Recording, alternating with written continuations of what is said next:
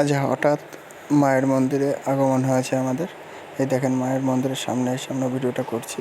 পাশে একটা পুকুর রয়েছে, খুব সুন্দর বড় পুকুর রয়েছে। আমাদের বাহনটা সামনে দাঁড়িয়েছিল। ঢালাই রাস্তা রয়েছে, পাশে আম বাগান।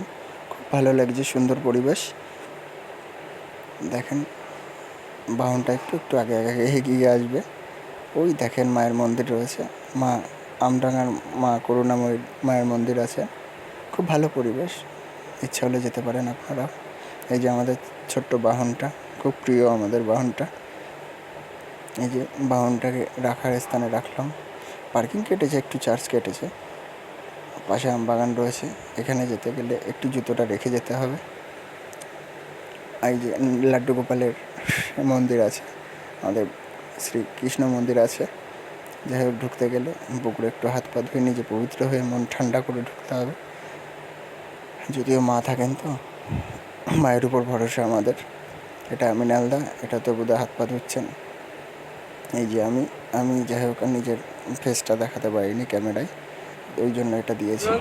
এই যে রয়েছে জগন্নাথের রথ রয়েছে দাঁড়িয়ে, যদিও রথের মেলাটা হয়ে গেছে আমাদের।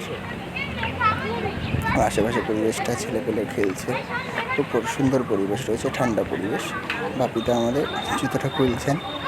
যাই হোক, মায়ের মন্দিরে একটু প্রবেশ করতে হবে। এই যে মায়ের মন্দির আছে, দেখেন খুব সুন্দর, পুরনো, অনেক পুরনো।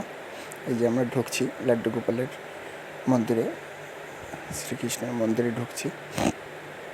এরপরে চলে আসবো মায়ের মন্দিরে প্রবেশদ্বারে।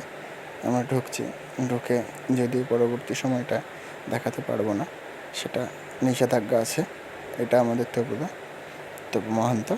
আমি এখানে পরের ফ্রেমে রয়েছি, আমি রয়েছি, মৃণালদা রয়েছে, বাপিদা রয়েছে, আছি। মন ভালো লেগেছে, খুব ভালো লেগেছে। এটাতে আছি, আমি আছি, মৃণালদা আছে, তপুদা আছে, বাপিদা আছে। মৃণালদাকে পরে একটা সাজুগুজু করিয়ে একটা পিকচার তুলেছিলাম। যাই হোক, ভালো লাগলে লাইক